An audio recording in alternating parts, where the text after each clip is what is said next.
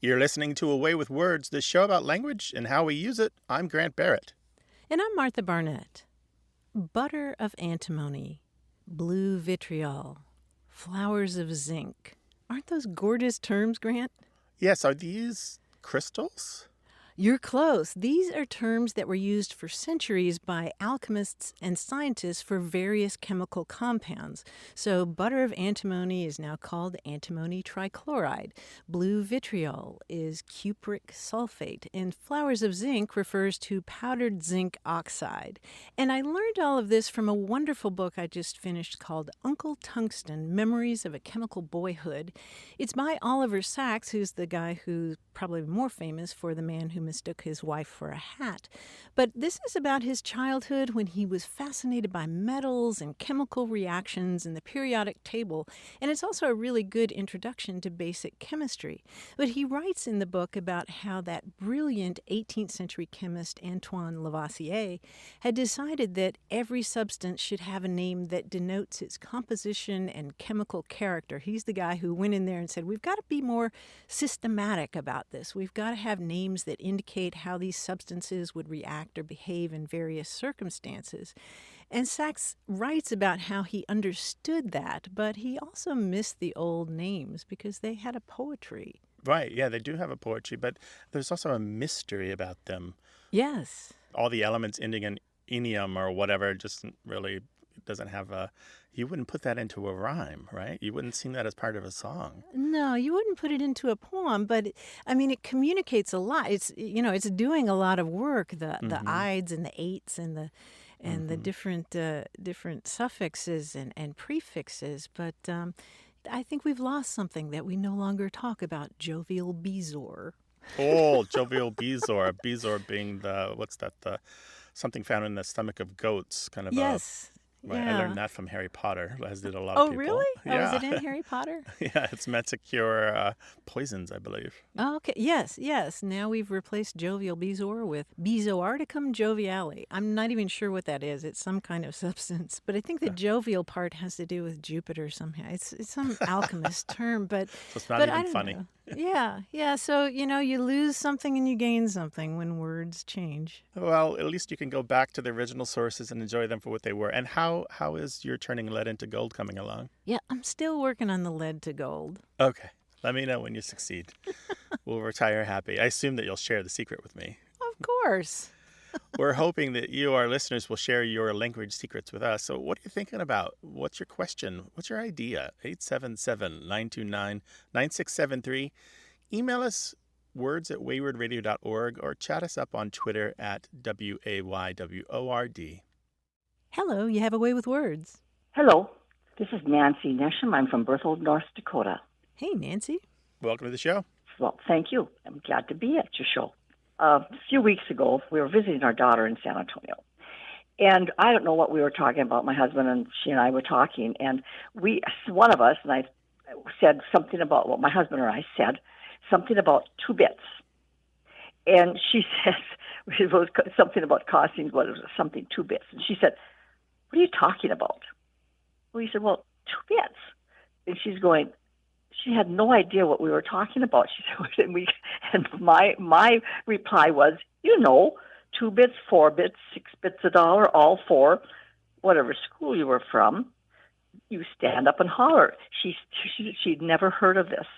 And so we were trying to explain, where does 2 bits come from? It means 25 cents. At least that's what we understand. It's a quarter. Where did it come from? So she'd never heard of 2 bits. No, she'd never. She's going to be 50 years old, for Pete's sake.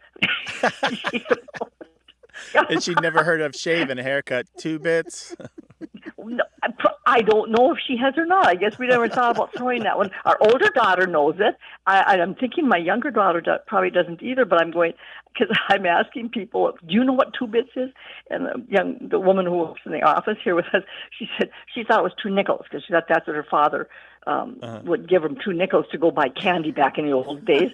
And she said, and I said, no, it's a quarter. I'm thinking, boy, I'm really old here. I think I know what 2 bits is.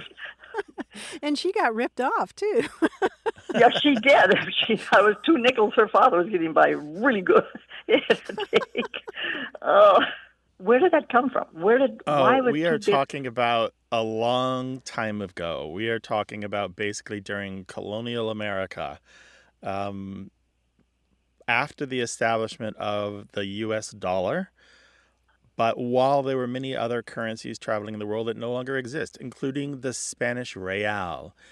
And the Spanish real was this big silver coin. When you watch pirate movies and they talk about pieces of Hmm. eight, this is what they're Yes. talking about. It's literally a big coin with a large number eight on it. It's a big silver coin. And if you divide that into eight pieces or 8 bits, one of those pieces would be worth 12 and a half cents. So since it's worth 8 reals, 1 real is worth 12 and a half cents. So two of those is worth 25 cents. Therefore, two Oh my. bits is worth 25 cents. Oh, oh my gosh. So we learned a couple things here. We learned what a piece of eight is. We learned what 2 bits is. We learned about reals. So what's really interesting here too is 8 reals being worth as much as it was way too much money. I mean, we're talking about 25 cents at the time was a lot of money. I mean, you could get a room in a boarding house and a couple of meals and maybe a little, maybe your clothes washed and dried for 25 cents. We're talking about a fair amount Yeah. of money.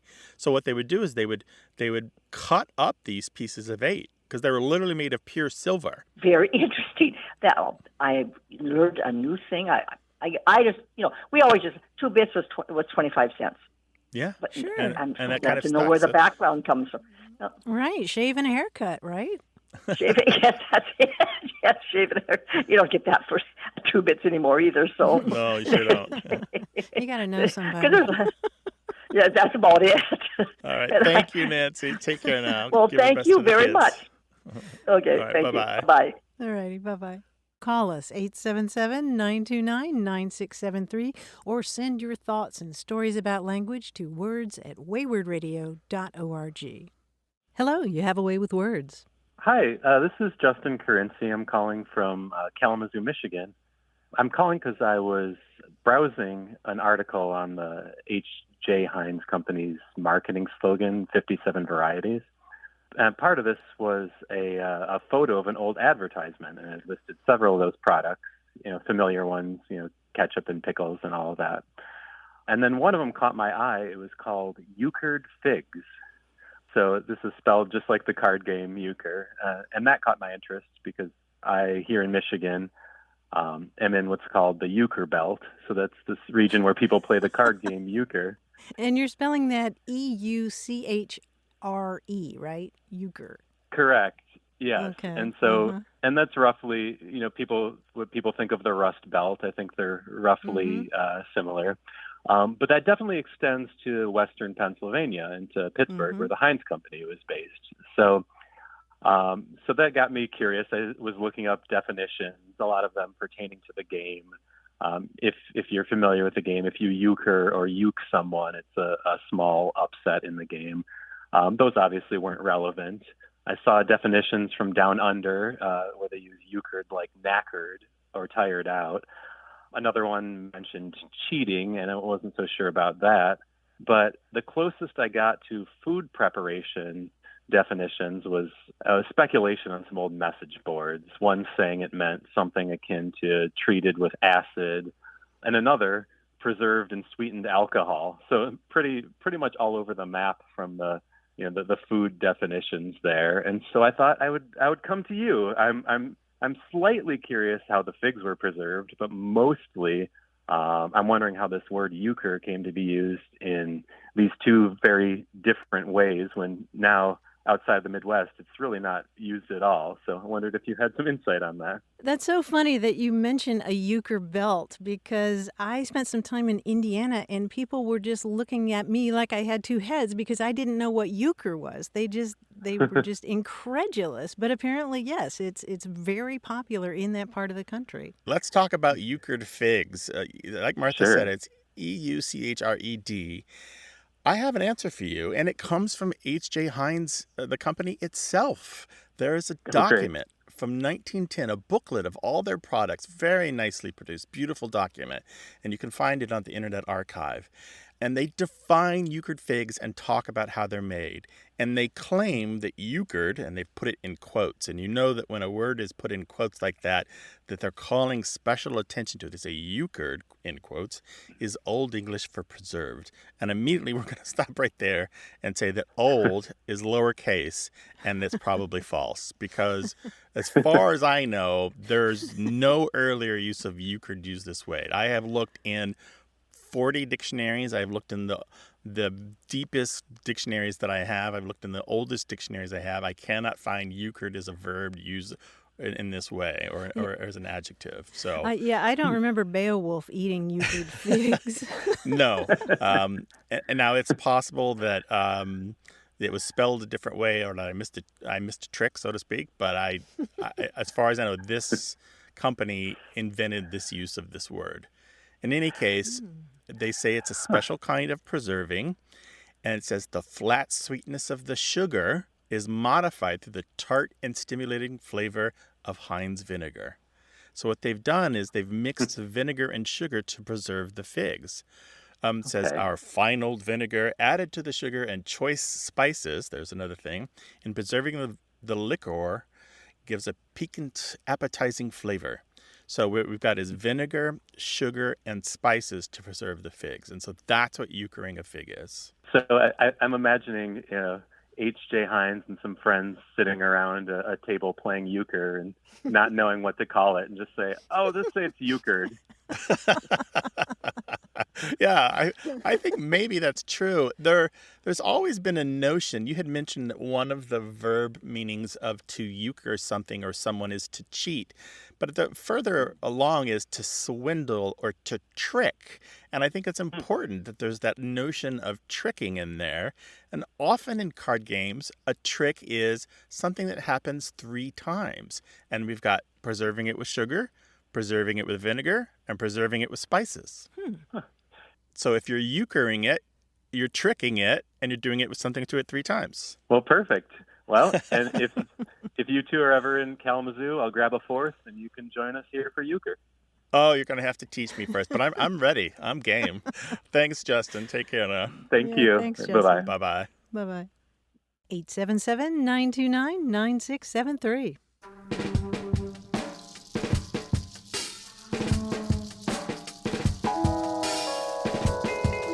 Here's another lovely chemical term that's been replaced, sugar of lead.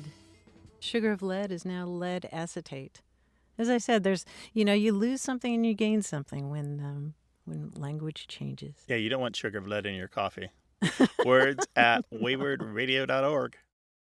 You're listening to Away with Words, the show about language and how we use it. I'm Martha Barnette.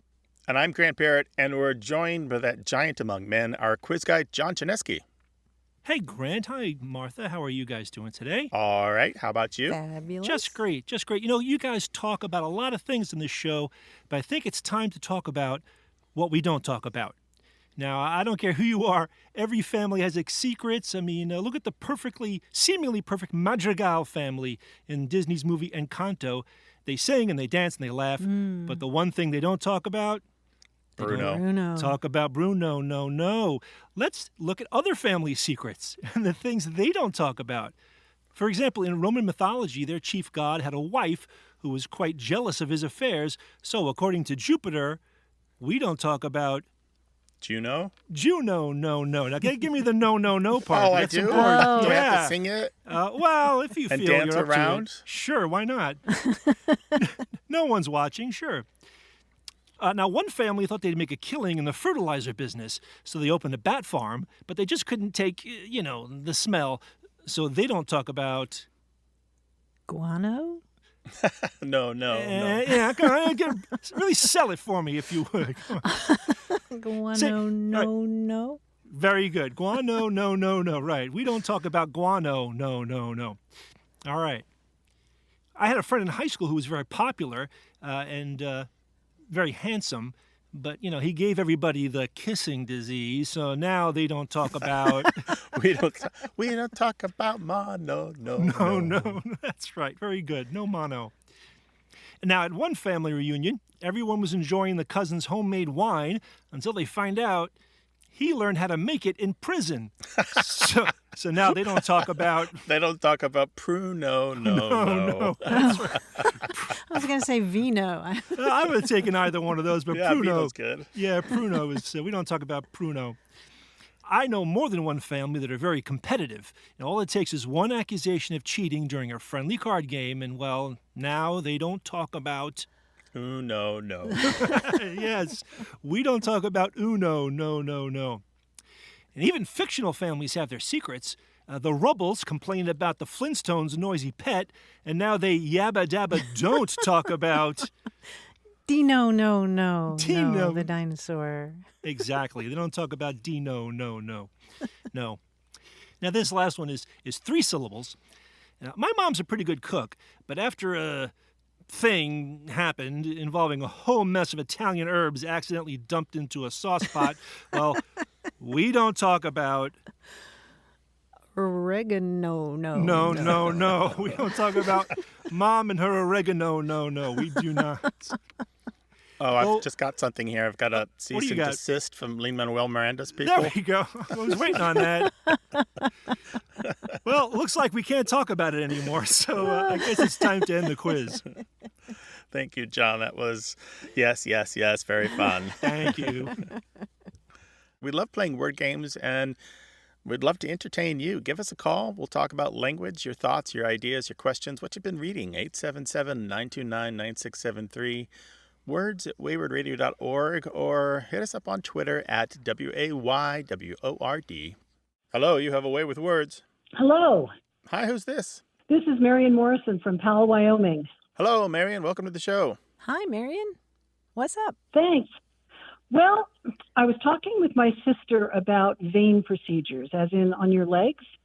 Mm-hmm. And she had a procedure done a couple of decades ago, and I asked her why she did it, what her symptoms were. And she said, well, it was pure vanity. And in my mind, I thought, okay, she was being vain. And whenever I find words that come up organically in the same moment, it always makes me wonder if they have some kind of a common origin. So vanity coming from being vain, and the veins of one's legs, I realized they're spelled slightly differently, but I wondered if they had a common root. Actually, they're completely different words, completely different origins. They do have in common the fact that they're both really old. They've both been around for about 700 years or so. But the word vein, like a blood vessel, comes to us through Old French, and that goes back to a Latin word vena, V-E-N-A, which simply means blood vessel. And I think the much more interesting word of these two is not the vein, the noun, that's the blood vessel, but vein, the adjective, because that goes back, again, via Old French, to the Latin word vanus, V-A-N-U-S, which means empty or void. And we also get the expression in vain, somebody tried in vain for something to happen. And over time, by the late 14th century, it just meant silly or foolish. And then by the late 1600s, it also came to mean conceited. So it's gone a long way from the Latin word for empty or void to meaning silly or foolish. And ultimately, somebody that you might kind of laugh at because they're conceited. And you mentioned vanity, and Grant and I were just having a conversation about the expression Vanity Fair. Like the magazine or the book. Yeah. And you might never have thought about the meaning of that, but it's literally a fair, like a place of a festival for the vain, for people who are conceited. Yeah. What's the original source of that, Martha? The original... Well, there's a reference to it in Pilgrim's Progress, or the idea of vanity, like a place called Vanity, where people were, where vain people lived. Well, I really appreciate your knowledge and research on that and for sharing it. And I really appreciate your show. Well, we really appreciate your calling, Marion. Thank you so much. Thank you so much. Take care now. Thank you, Martha. Thank you, Grant. Bye-bye. Bye-bye. You go about your day and you have these questions and you're like, oh, I got to ask Martha and Grant. And then you forget about it by the end of the day. Well, this time, don't forget. Give us a call, 877-929-9673. Write those questions down and then email us, words@waywardradio.org.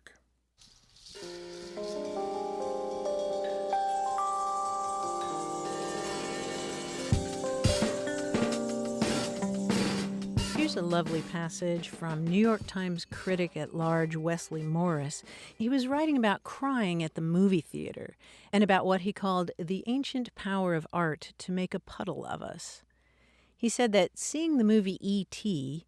led me into a love affair with being made to cry among strangers in the dark. I almost typed being reduced to tears, except where is the reduction? Crying for art is an honor, an exaltation, a salute. It's applause with mucus and salt. What I presume we all experienced was a willingness to give ourselves over to the ridiculous beauty of a story about feeling everything. Oh, I love that. And you know Isn't that what? nice? E.T. has a special place for me. When I showed it to my son when he was about 5, and the spaceship leaves E.T. behind, my son was so distraught that he started crying, and he ran outside the house to go save E.T. because he was so upset that they left E.T. behind. Oh, my goodness. His little heart was broken. How could they leave him behind? Poor guy. Yeah, and so yes, Yeah, that speaks to the power. right, it does speak to the power. Yeah. We'd love to hear your thoughts and ideas about language. 877-929-9673 is toll-free in the U.S. and Canada, or you can email us from anywhere in the world, words@waywardradio.org. Hi there, you have a way with words. Hi, this is Sarah calling from Haddonfield, New Jersey. Hey, Sarah, welcome. So I wanted to talk to you about some dark or morbid or meant to be humorous sayings that my parents had. And I'm wondering whether it was because of their generation. They were both born in 1906 and lived through a lot of things. So I didn't come along till 1950. So my mother would say, you know, when you're getting ready, especially if there's a group of people and you're getting ready to leave the house or whatever, and you're saying, are you ready? Are you ready? Are you ready? My mother would always say, I'm ready for Freddie. And it wasn't until I was a teenager that I asked her, well, who is Freddie? And her answer was, Freddie the Undertaker. I was dumbfounded. no. I didn't know how to answer that. And here's my father didn't say things like that, but he taught me this little song that he sang all the time that's really strange. So I'm not going to sing it, but when I was little, I thought it was really funny and I wanted to learn it. So I can remember a couple of the verses. So it's called Fuzzy Wuzzy Wuzzy. Fuzzy Wuzzy Wuzzy was a wise old guy, nose like a hawk and an eagle's eye. Fooling people was his game, 'cause Fuzzy Wuzzy Wuzzy was the old guy's name. Now there was a little boy coming home from school, saw a silver dollar at the foot of a mule, crept up slowly, quiet as a mouse. Next day, a funeral at the little boy's house. Oh, Fuzzy Wuzzy Wuzzy was a wise old guy. Definitely morbid. I know, Wow. I know. And when I was little, I thought these things were funny, but, you know, because your parents tell them like they're amusing, but Did you build on a cemetery? we lived across the street from a cemetery once, but I learned these songs before we lived in that house. Oh, I see. Oh, my goodness. Oh, these are all good. I think phones are going to light up. The email box is going to be full because people are going to have a ton of these. I remember something about Fuzzy Wuzzy was a bear. Fuzzy Wuzzy had no hair, but I think that was a different one. Right. Um, He wasn't Yeah. fuzzy, was he? But Ready for Freddy is the one I think that's probably going to require more explanation because it's not as common as it used to be. And it's important that your mother said it was the Undertaker because that is the absolute truth. That is who Freddy is. Because we know who Freddie is, Sarah. Okay, tell me, please. All right, so just get this out of the way. There are a lot of incidental rhymings of Reddy and Freddy in lots of contexts for as long as Freddy's been a name and as long as Reddy's been a word. There was even a Ready Freddy doll sold in the 1920s. But Okay. Ready for Freddy started as a catchphrase in a comic strip.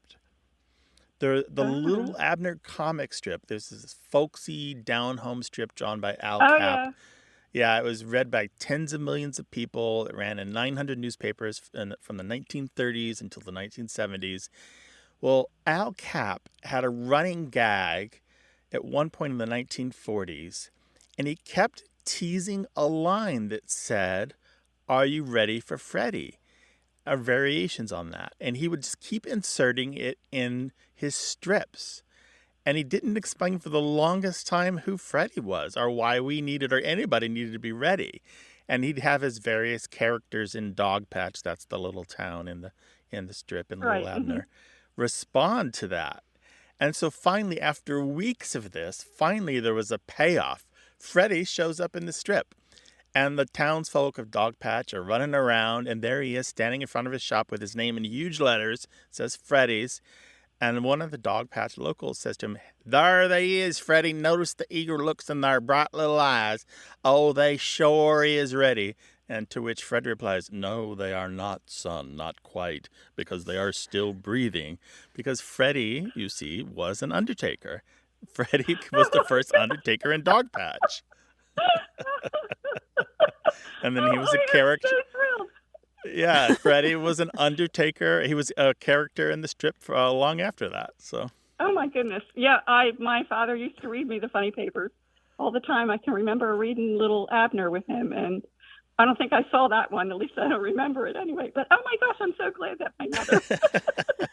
Yeah, so that was 1947 when that happened. Okay. So you got an answer. How about that? I did. I know, and I really wasn't expecting one. Well, we hope you'll call again sometime. Oh, I have a whole notebook of things Okay. that I've been keeping. We're since ready. I It's started a date. listening to the show.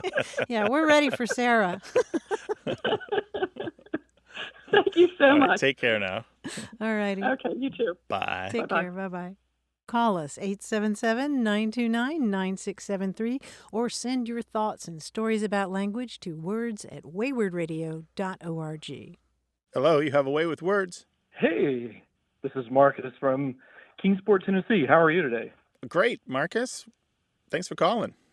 So, as kids, my sister and I, we would hear our mother make a statement, a phrase that she loved to say, usually in exasperation. But she would say, "You kids, all you ever want to do is mess and gom." Oh, that's such a strange word, gom. What, but usually that was said after she had finished cleaning the kitchen, and my sister and I had left snacks or crumbs or whatever. But years later, probably as a teenager and a little more brazen, I challenged her and I said, "That's not really a word. You're just making that up." And no, this is a word. I've always heard it. I said, "Well, how do you spell it?" "Well, I don't know. Maybe GOM or GOMB, but I don't really know." And I said, "Okay, prove it. Look it up and show it to me in a dictionary." And she grabbed a Webster's or an Oxford dictionary and couldn't find it. And so I said, "See, I told you, it's not a real word." Years later, I was probably in college or maybe out of college. She had been reading a series, fictional series, and she found it was printed in one of these series books, and it was kind of set in the mid-1800s, westward expansion, pioneers, that sort of thing. And she came and she felt so vindicated. "Look, here it is. It's printed in this book."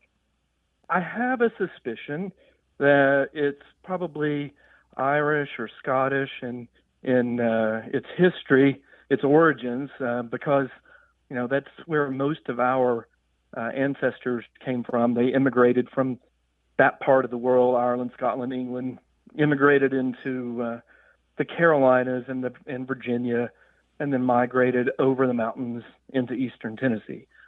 So that's what I'd like to talk about. Fantastic. Well, this certainly chimes with what we know about the word gom and the phrase messin' and gommin'. It sounds like you all were maybe messy little kids, huh? Yes. Yeah, and if you'd looked in, for example, specialty dictionaries like the Dictionary of Southern Appalachian English or the Dictionary of American Regional English, you would have found this word gom, G-A-U-M, and it's as you suggested, it's spelled several different ways, G-O-M, sometimes G-U-M, sometimes G-O-M-E. And since the 19th century or so, it's meant a greasy or sticky mess. It might even have to do with the grease on an axle, but we're not totally sure about that. Its origins are a little bit murky, but it might also be influenced by the word gum.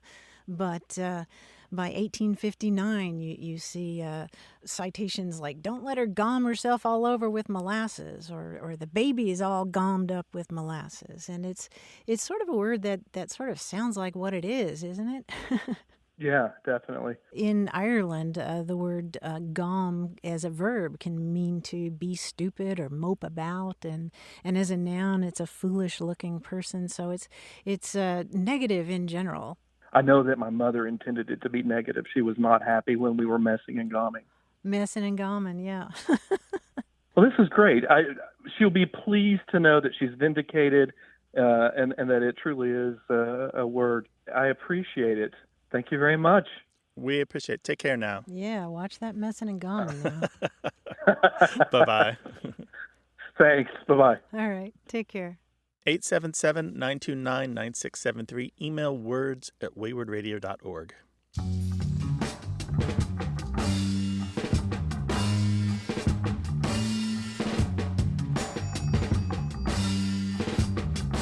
We got a call a while back from Amanda in Evansville, Indiana, who was talking about the fact that their family referred to their garbage disposal as simply George. You remember that call, Grant? Yeah, like if they had some spoiled food, they'd say, oh, just give it to George, and they just Right. like jam it down the garbage disposal.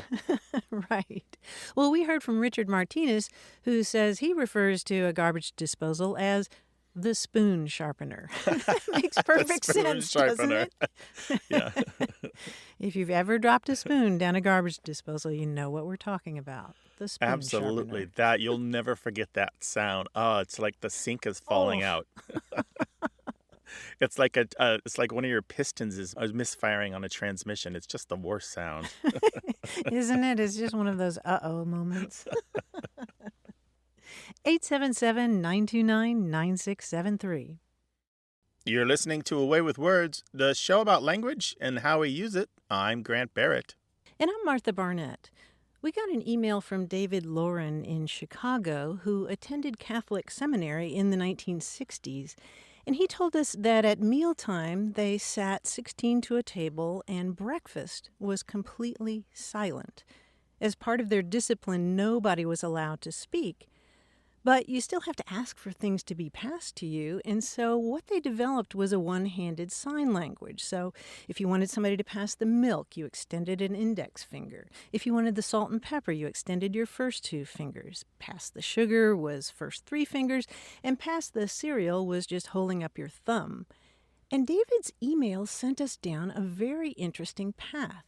Because, in fact, several religious orders take a vow of silence during mealtimes and also for many other times of the day, including what's called the Great Silence, which is 8 to 9 hours after sunset.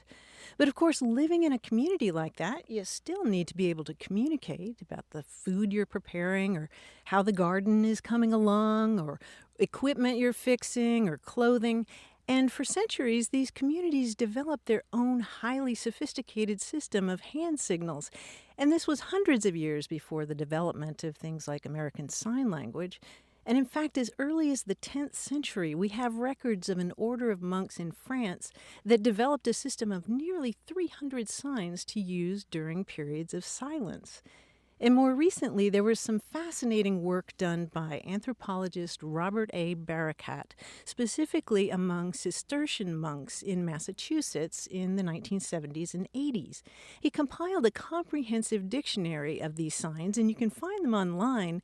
And one thing you notice right away is that many of the nouns involve combining simpler terms, like, for example, to make the sign for horse. You make the generic sign for animal, and then you pull a shock of hair just above your forehead, and you bend your head forward slightly.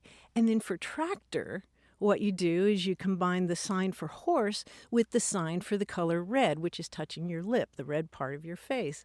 And so you can see sort of the etymology, I guess, of these terms. How cool is that? I love it. Yeah. And so you can see the growth of a language that way. Mm-hmm. And, the other thing, Grant, is the more that you read about all this, the more you start to understand that there's something really beautiful about being a part of a community that chooses to live in silence. And that led me to a gorgeous book called A Time to Keep Silence. It's by Patrick Lee Fermor. It was published in 2007. He writes about staying in some of the oldest monasteries in Europe, and he talks about arriving at one of them when he'd been sleepless and sluggish and depressed. But amid the enforced silence there, he finds that there were no automatic drains, such as conversation at meals, small talk, catching trains, or the 100 anxious trivialities that poison everyday life. Soon, he writes, dreamless nights came to an end with no harder shock than that of a boat's keel grounding on a lake shore. Oh, Isn't that perfect. beautiful? Yeah, it is perfect. We know we have plenty of listeners who have gone to silent yoga retreats, for example, or maybe you're part of a religious order and you have something to say about that. We'd love to hear about it. Our phone number is 877-929-9673, or write to us in email. That address is words@waywardradio.org. Hello, you have a way with words. Hi, this is Ed from Ithaca, New York. Hey, Ed, welcome. What's up? Boy, I had such a long list of things, but I think what I'll focus on is color. It kind of comes from a pet peeve of my dad's about what are the primary colors. And if I asked you, what would you say? Red, blue, yellow? Red, blue, yellow. Well, it actually varies. But if we're talking about light or we're talking about pigments, with light, it's actually red, blue, and green. And in pigments, it's magenta, cyan, and yellow. My dad's theory is it doesn't matter if you know it correctly or not. Even if you're teaching it, it doesn't really matter if you're teaching it correctly or not, because the only people who it matters to are, artists, photographers, people in the print profession. Otherwise, it's, colors are just such a random thing. I mean, different cultures have different names for different colors. Some don't even have names for things that we would consider a color. Mm-hmm. And just look at paint chips. My golly, those are just, somebody makes it up. So I want that job. Yeah. What do you think about the fact that colors seem to be so random, and that when scientists actually agree on what they are, it doesn't matter that people don't know them, and that there is no agency, an international committee that says, okay, these are the names of colors, so we're not miscommunicating, because we do that for so many other things. We have standards, we name things, but not colors. That's actually right. We define colors in a scientific sense by their hertz, by the frequency of the color, the light frequency. But we don't do it by name because they are so variable, because red, as you say, in one language isn't maybe the same as red in another. And some languages might not have, for example, the color orange indicated, or a language like Russian might have two different colors for blue, two different words for blue. It's really interesting, and there's so much work has been done on this. The famous study, of course, is from the 1960s. Brent Berlin and Paul Kay did a study that found that generally, if a language had only two color terms, they were almost always black and white. And if there was one more color term, then it was going to be red. And the fourth and fifth were probably going to be green and yellow in either order. And the next was probably blue, and the next was probably brown, and so on. It's just so interesting that humans, no matter where they are, tend to create color names in approximately the same order. Another study that was done by Ted Gibson and Bevel Conway, they studied 110 languages and found that people are much better at telling other people about warm colors, that is the reds and the oranges and the yellows, than they are the cool colors like the blues and greens. And this is because we're more attuned to the reds and oranges and yellows. So I could better convey to you, say, a magenta or a burnt sienna than I could say an ocean blue. And colors can go with emotions too. Yeah, That's that's a whole right. other Mm-hmm. way of categorizing that. And they're not the same. And then the cultural attachment of colors, like white doesn't mean the same thing in every culture. Black doesn't mean the same thing in every culture, or purple or red. This is almost philosophical. We need a way with philosophy because this is it's almost more than language. It's almost about the basic level of humanity. The fact that we even perceive our world through light and say not exclusively through touch or sound or taste. This is so good. I don't have them at my fingertips right now, but there are a number of books that we've recommended over the years about colors and color names, and I think we'll attach them to the show notes for this episode just to give them another good airing, because there's so much more to this than language. There's something right at the essence of humanity, what it means to be human, to talk about color and to perceive color, and to have this really personal relationship to it. Even that very childish impulse to have a favorite color. It's true. I never thought of that. Ed, thank you so much for Absolutely. launching us off into this. I think this is a dinner conversation waiting to happen across America. Wonderful. Thank you so much. I really Take care appreciate now. your insight, and I look forward to seeing those notes. Bye-bye. Great. Take Bye-bye. care. Bye-bye now. And we'll take your questions at 877-929-9673, or email your thoughts and ideas to words@waywardradio.org. Hello, welcome to Away with Words. Hi, this is Matthew from Cincinnati, Ohio. Hello, Matthew. How you doing? I am well, thank you. What's on your mind today, Matthew? Well, when I was a boy, I remember my grandfather saying to me and my brothers, "It's time to go out and get in the machine and go to the store." And I thought, machine? What does he mean, go out and get in the machine? Sounded, I don't know, a little unnerving to me, the thought of getting in a machine. So, Like Were the you going leaf back blower in or time? something. yeah, Oh, I yeah, don't know. time Yeah, machine. time machine, perhaps. So, we walked out the back door of his house and out to the driveway and got in the car. And I've always wondered, why would my grandfather call his car a machine instead of calling it an automobile or just calling it a car? When would he have been born, do you think? My grandfather was born in 1889. Okay. Oh, my goodness. That kind of hits the sweet spot for that, Martha, doesn't it? It sure does. And Matthew, I'm so glad you asked about this because I have a memory of being a very small child and my dad every once in a while saying, "Oh, I must have left it out in the machine." And my little brother and I would just laugh and laugh because he meant the car. And, let's go in the machine or should we take the machine or walk? And what's really interesting about the word machine is that you might not realize how many times we've used the word machine to talk about all kinds of different things. In the 17th century, the word machine could be applied to ships and then later to horse-drawn vehicles or stagecoaches. And in the 19th century, people used the word machine sometimes to refer to bicycles and then later motorcycles. And sometimes aircraft. Originally when people were talking about ballooning, sometimes they would talk about flying machines. And then, of course, you have a political machine that controls a political organization. So the word machine does a whole lot of different kinds of jobs.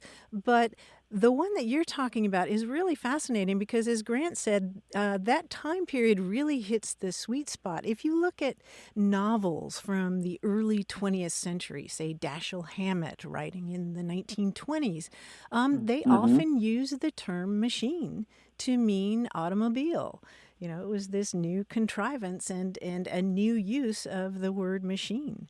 Yeah, it's interesting you mentioned, machine being applied to things like maybe a horse-drawn carriage, because I was thinking that, perhaps my grandfather called his car a machine because, when he was a young man, I would assume he mostly got around by walking or perhaps on a horse or in a horse-drawn carriage, and he would, think of this newfangled mode of transportation as a machine as opposed to a horse. Right. That would be the main machine in his life. unless he was working, say, with sawmill machinery or something like that, he probably didn't have many other very sophisticated, high-powered equipment in his life. Mm-hmm. That makes a lot of sense. So if he was born in the 90s? 1889 was the year he was born. 1889, yeah, so he would have been in his 20s about the time that we first find this popping up in print in the early 1900s. Mm-hmm. Yeah, that's really about the interesting. time the first motor cars were being, I guess, somewhat mass-produced. Yes, exactly. All right. Well, thank you so Thank much you. For sharing that with me. And my own children, I may just say, hey, you want to go for a ride in my machine? That's right. And they're like, They'll be where's all the excited. airplane, Dad? All right. Bye-bye. Thank you. Thanks, Matthew. Bye now. Sometimes it's a memory of something your grandparents said. Sometimes it's something that your 4-year-old brought home from preschool. We'd love to hear the words in your lives. 877-929-9673. Hello, welcome to Away with Words. Hello, how are you doing? This is Eric Miles. I'm calling from New Jersey, Rahway, New Jersey. Welcome to the show. What's up? So the reason I'm calling is I actually had a question instead of the question was I was looking for a word that I'd heard a number of years back, but I sort of since then sort of got lost, and I sort of tried to find the word again, but I haven't been able to. And the word's related to, it's basically a word that is something that's no longer needed or something that's obsolete, but it's still simulated and used on items. And the example that I had was sort of like rivets on jeans and things like this. But I read an article a number of years about tools that were going obsolete, and there's all these tools that are no longer used. And the article just gone over a number of different tools, and eventually it moved into the rivets and things like this that are obsolete, but as an example of something that isn't used anymore either. Yeah, you were talking about the rivets on jeans. When they were introduced in the late 19th century by this Latvian immigrant, Jacob Davis, who was working with a guy named Levi Strauss, what they were doing was making these heavy-duty work clothes for miners and cowboys, and they reinforced those pants at places where they were more likely to fall apart, particularly the pockets. If you're a miner working underground and you're putting things in your pockets or tools, then they might be more likely to tear there. That outdated design element that no longer serves a useful purpose, I'm hoping that the term you're looking for is skeuomorph. Does that sound familiar? Yes, it does. Okay. That's why I couldn't remember the word, because it's a very unusual word. I guess we should spell this word. It's skeuomorph, skeuomorph.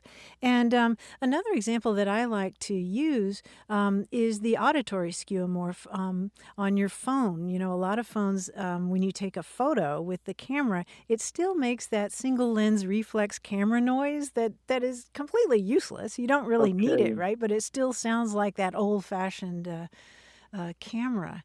And there are lots of different ones like that. I'm thinking of stickies on at least on my computer.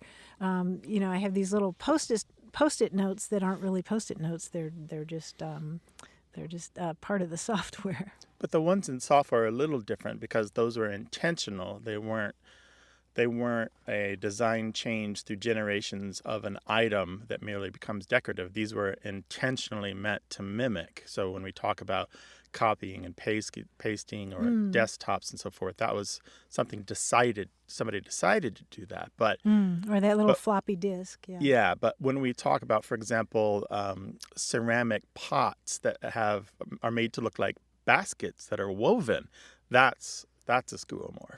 Oh, that's okay. That is the word, and that's fascinating. So, I guess there's a host of uses now. Just for some reason, I thought it was just for physical objects, but now I realize it's actually for even the virtual world as well. So that even makes it more fascinating, even more applicable. Oh, thank you. Thank you very much. Yeah, our pleasure. Take care. Okay, and have a nice day. Thank you. Bye-bye. Sure thing. Bye. We are pretty good at coming up with the words that you once heard or once read, but now can't remember. Give us a try. 877-929-9673. Email words@waywordradio.org or talk to us on Twitter at WAYWORD. Our team includes senior producer Stephanie Levine, engineer and editor Tim Felton, production assistant Rachel Elizabeth Weisler, and quiz guy John Chinesky. We'd love to hear from you, no matter where you are in the world. Go to waywardradio.org/contact. Subscribe to the podcast, hear hundreds of past episodes, and get the newsletter at waywardradio.org. Whenever you have a language story or question, our toll-free line is open in the U.S. and Canada, 1-877-929-9673, or send your thoughts to words@waywardradio.org. A Way with Words is an independent production of Wayward Inc., a nonprofit supported by listeners and organizations who are changing the way the world talks about language. Special thanks to Michael Breslauer, Josh Eccles, Claire Grotting, Bruce Rogo, Rick Seidenworm, and Betty Willis. Thanks for listening. I'm Martha Barnette. And I'm Grant Barrett. Until next time, goodbye. Bye.